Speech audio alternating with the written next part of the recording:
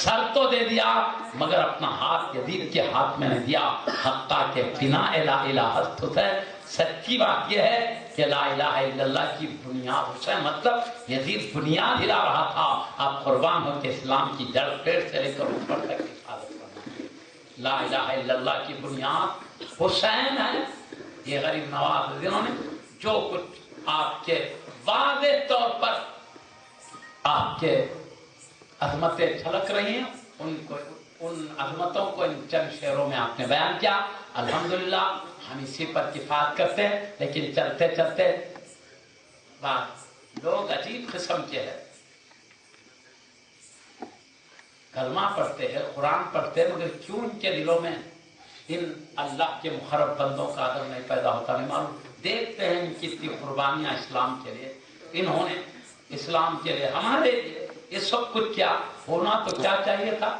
اہل بیت کا کتنا بڑا یوں کہتے اہل بیت کا کتنا احسان ہے. انہوں نے کیسے تکالیف کیے دین بچانے کے لیے. کتنا طویل سفر جہازوں میں اڑ کے نہیں دھوپ کی شدت میں جہاں راستوں میں کوئی باغات نہیں ریتیلے میدان طے کرتے آفتوں مصیبتوں کے ساتھ جا کر آخر پیاسے رہ کر بھوکے رہ کر اپنے غلاموں کو کٹا کر اپنے خاندان کو کٹا کر اپنی جانوں کو قربان کر کے ہماری حفاظت کی ہمارے دین کی حفاظت کی. کتنا بڑا احسان ہے. ان کی عظمتیں بیان کرنے کے بجائے ان کی خوبیاں بیان کرنے کے بجائے ایک عجب دماغ لے کے چلتے ہیں.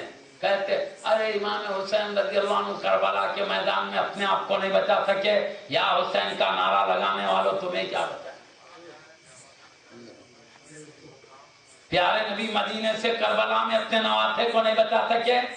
اے دنیا کے کناروں سے یا رسول اللہ کی ندا دینے والوں تمہیں کیا بچائیں. ان کو یہ لگی وہاں وہ دین پاک اور ہمارے لیے وہ تکالیف ہے کہ قربانیاں ان کو یہ اپنے آپ کو نہیں بچا سکے آقا نے نواسے کو نہیں.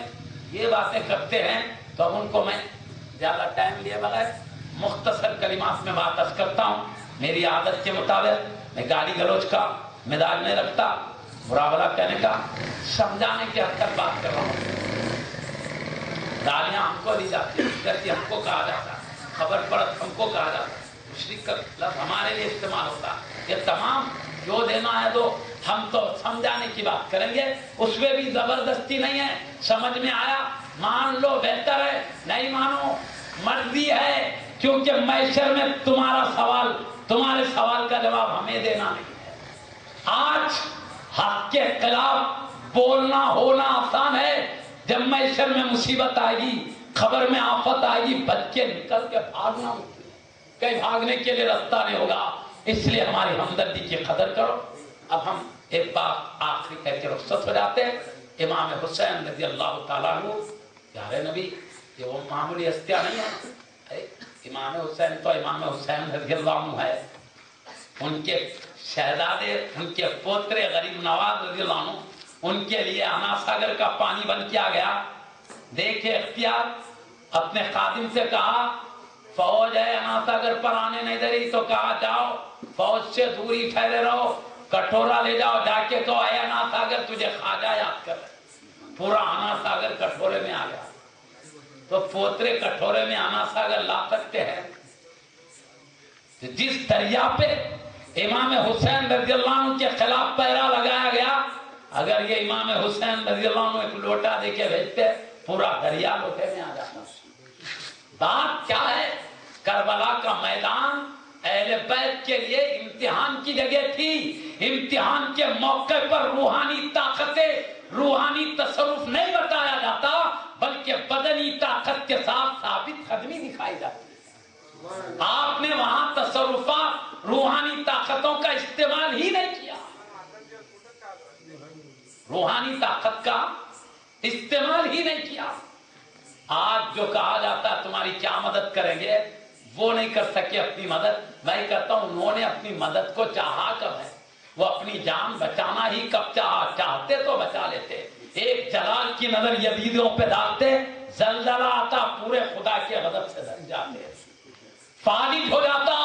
کسی کے ہاتھ میں حرکت کی طاقت نہیں ہوتی مگر آپ نے روحانی تصرف کا استعمال ہی نہیں کیا. کون کہتا ہے کہ آپ نے اپنے کو بچانا چاہا.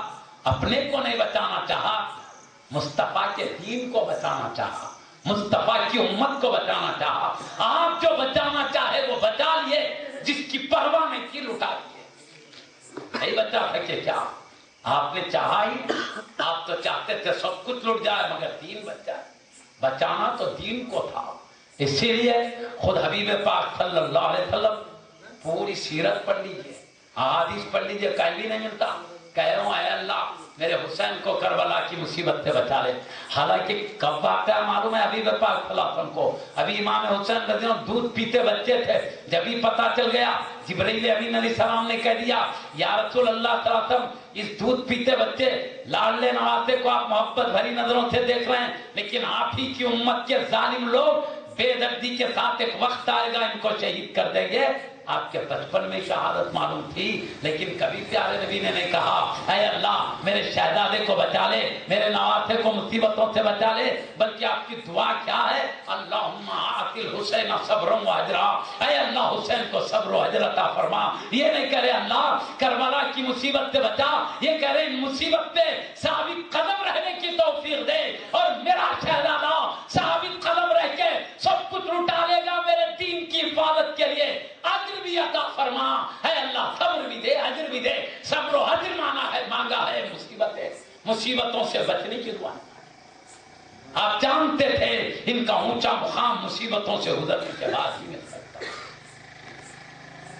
उम्मत के लिए हिफाजत का इंतजाम इनकी मुसीबतों में पोशीदा है, इसलिए इन्होंने खुद नहीं चाहा था, इसलिए ये कहना नहीं बचा सके गलत है, उन्होंने बचाना ही नहीं चाहा। जो बचाना चाहा वो बचा लिया। क्या है ये? आपका शेर खुद बता रहा गरीब नवाज, सरदार नादाब दस्तर दस्ते यजीद, सर दे दिया मगर अपना हाथ यजीद के हाथ में नहीं दिया। यजीद के हाथ में हाथ देने का मतलब तो बड़ा है, जो चाहे कर नहीं, आपने हाथ में हाथ नहीं दिया। आप ये अज़्म लेके गए थे मैं सर तो दे दूंगा, सर तो कटा दूंगा, हाथ में यजीद के हाथ नहीं दूंगा।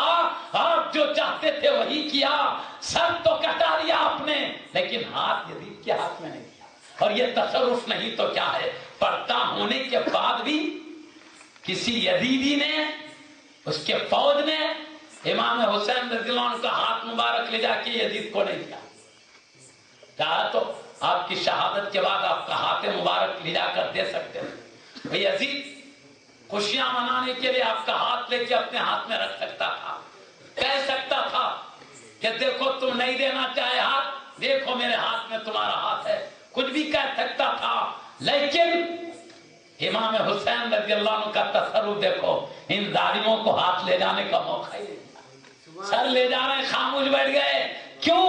बता दिए सुन यजीद, मैं कहा था सर तो कटा सकता हूं लेकिन हाथ नहीं दे सकता, देख लिया तेरे पास सर तो आ सका है मेरा हाथ। नारे तकबीर, नारे तकबीर। हमारा हक के लिए सर कटाना आसान है, लेकिन तुझे हाथ में हाथ देकर तुझे बड़ा मानना हमारे लिए आसान है।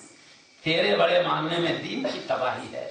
हम अपने आंखों के सामने अपने दीन को तबाह नहीं करेंगे, नाना जान की शरीयत को बर्बाद नहीं होने देंगे।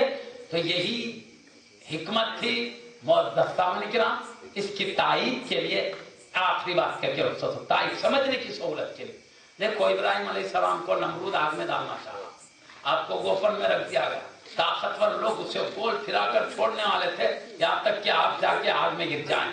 ऐसे नाजुक वक्त में जिब्राईल अमीन अलैहिस्सलाम तशरीफ लाए, आके आपसे अर्ज करते हैं सिर्फ आप इशारा कर दीजिए, पर के छोके में पूरी आग को उड़ा दूंगा, आप इशारा कर दीजिए पूरी ताकत को उड़ा दूंगा, आपके सिर्फ पलक की जुम्बिक का इशारा काफी है। तो हजरत इब्राहिम खलील अलैहिस्सलाम ने क्या फरमाया?